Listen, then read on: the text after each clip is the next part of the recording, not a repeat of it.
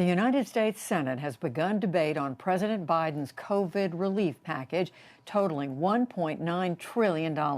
It runs 628 pages and includes $1,400 payments for most American families, aid for state and local governments, help for schools, and much more.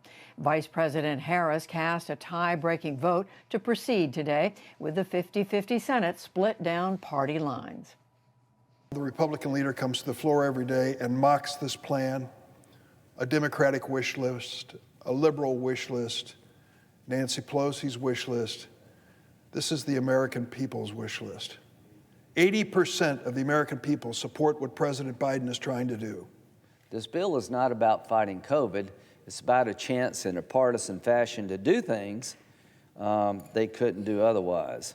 They're taking an opportunity, my friends on the other side, of loading this bill up with a liberal wish list, parochial interest, because they can.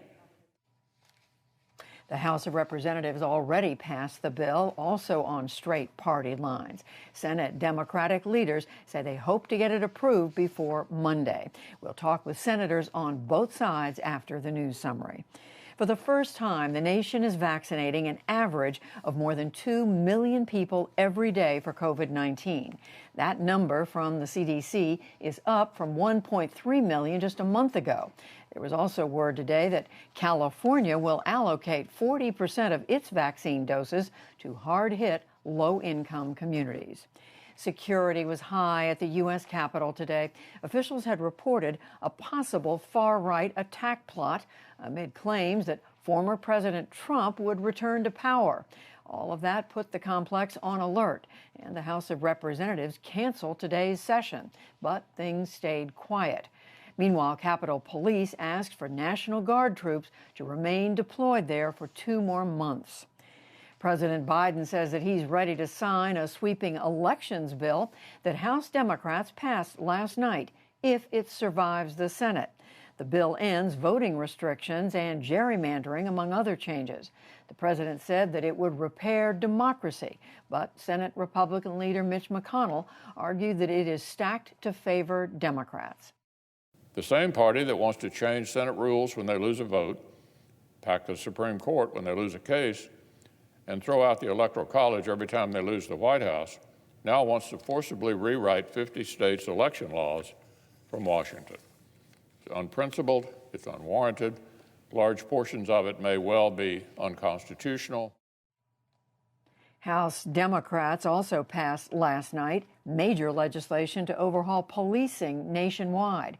It is named for George Floyd, who died at the hands of Minneapolis police, and it bans chokeholds and creates a national standards for police behavior. We'll focus on the policing and the election bills later in the program. In Myanmar, crowds were back protesting the military coup a day after security forces killed at least 38 people. Police in Yangon fired tear gas to disperse demonstrators. In Mandalay, people built barricades to protect themselves and to impede police from making arrests. OPEC and allied countries are leaving most of their oil production cuts in place for now. Their decision today reflected fears that the pandemic could again stall growth and undercut demand for oil. The announcement triggered a jump in oil prices. Back in this country, the Congressional Budget Office is forecasting that the federal debt will double in the next 30 years. It says that interest rates will rise as the economy recovers, and so will spending on Social Security and Medicare. The forecast does not include the COVID relief package now under consideration. The U.S. Labor Department reports that there were 745,000 new claims for unemployment benefits last week. That's a slight increase.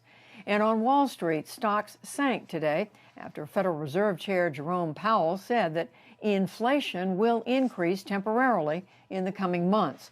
The Dow Jones Industrial Average lost 346 points to close at 30,924.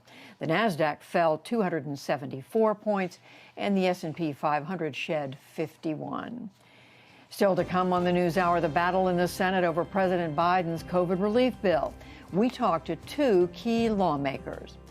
A new election bill in Georgia highlights the stark divide on voting access in the wake of the election. Economic collapse and a pandemic lockdown cripple the Lebanese city of Tripoli, and much more.